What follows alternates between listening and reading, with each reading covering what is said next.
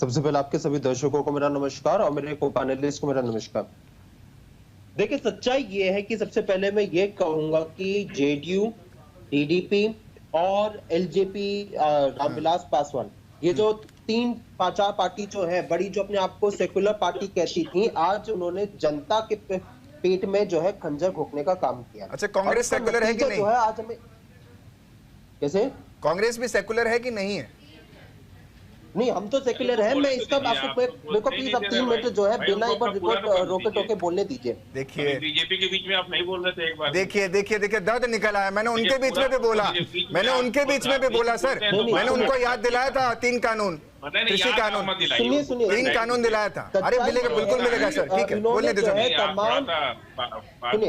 सच्चाई ये कि इन्होंने जो अपने आपको सेकुलर बोलने का जो डोम रखी है, वो पार्टियों ने जो है जनता के पेट में जो है चूरा घोंपने का काम किया है। और इसका जवाब जो है आज उन्हें दिख रहा है। तमाम उनकी पार्टी से जो है रेजिग्नेशन जो है आने शुरू हो चुके हैं।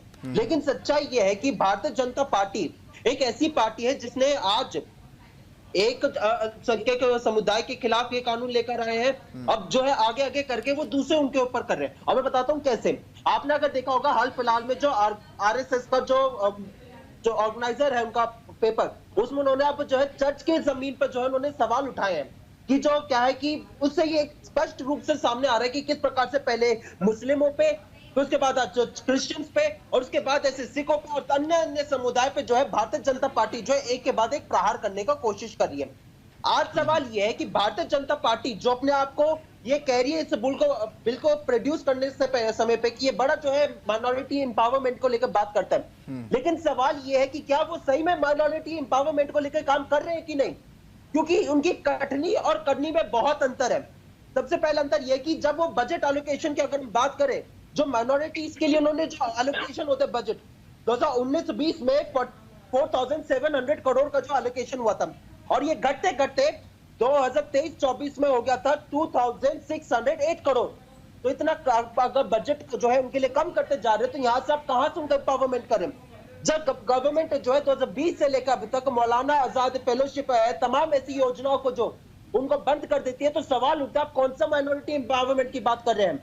और दूसरी बात मैं एक चीज कहना चाहता हूं, जब इस देश में आधी रात को लोकसभा में और 2 बजे जो है राज्यसभा में एक वक्त पे चर्चा होती है, तो सवाल यह है कि भारतीय जनता पार्टी मणिपुर, जहां पे 2 साल से जो है पूरा एक प्रदेश जल रहा है, उसकी चर्चा के लिए सिर्फ 50 मिनट दे देती है। सवाल ये तब होता है कि जब आप यहाँ पे आधी रात को संसद बैठ के जब ठीक है, रत्नाकर जी कुछ कहना चाह रहे हैं। रत्नाकर जी अपनी बात रखिए। चर्चा करते हो जब अमेरिका जो है 26% लगाता है भारत में। 2 बात करूंगा और मैं आपने जो आपके सवाल पे आवाज है, तो बस अपनी बात खत्म करो। सबका व्यूज आने के बाद आपने जो यहाँ पे बात करी थी कि मानना पड़ेगा, परेशानी फाजिल अहमद जी इतना पक्ष रख देंगे कि मुझे लग रहा है अंश, सुनिए फाजिल जी, अंश जी पर्याप्त है अपनी बात रखने के लिए। आप बीच में उनको इतना प्रोत्साहित कर देंगे और मुझे इतना डिमोरलाइज कर देंगे, बताइए। बिल्कुल मैं जा रहा हूँ सर, मुझे मेरा काम बता रहे हैं, मुझे अच्छा लग रहा है, लेकिन आप अपना काम कीजिए। अंशु जी को बात रखने दीजिए, अंशु जी को अपनी बात रखने दीजिए। हाँ, अब मैं आपके सवाल पे आ जाता हूँ कि बहुत छोटा सा जवाब। पार्टी के भारतीय जनता पार्टी के हमें बिल से परेशानी क्यों है? हमें परेशानी है उनकी नीयत को लेकर, किस प्रकार से वो जो झूठ बरगलाने का काम करते हैं। सबसे पहला झूठ क्या है उनका कि आप इस जब वक्फ बिल था उसको लेकर आप कोर्ट नहीं जा सकते थे। अगर कोर्ट नहीं जा सकते तो हाई कोर्ट में जो 60 लाख के करीब मामले चल रहे हैं और जो ट्रिब्यूनल में 40,000 के करीब मामले चल रहे हैं, वो क्या है? जिसमें से 10,000 जो है उत्तर प्रदेश के हाई कोर्ट में मामले चल रहे हैं, और ये सारे वो है जो जीते हारे मामले हैं। तो सबसे पहला झूठ जो इस देश के अल्पसंख्यकों को लेकर भारतीय जनता पार्टी ने बोला।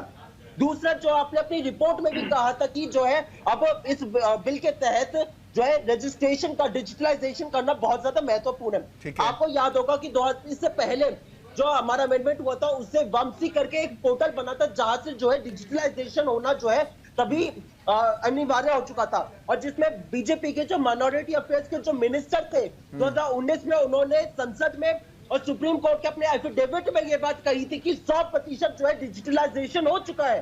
तब सवाल ये कि नया पोर्टल बनाने की क्या जरूरत है? और अगर नए पोर्टल आप बना भी रहे हैं, तो सवाल ये उठता है कि जो पुराना पोर्टल था अगर उसमें खामियां, ठीक है, आप सवाल इतने उठा दें, रत्नाकर जी को जवाब दे लेने दीजिए, क्योंकि आपके पास भी बड़े मुद्दे हैं।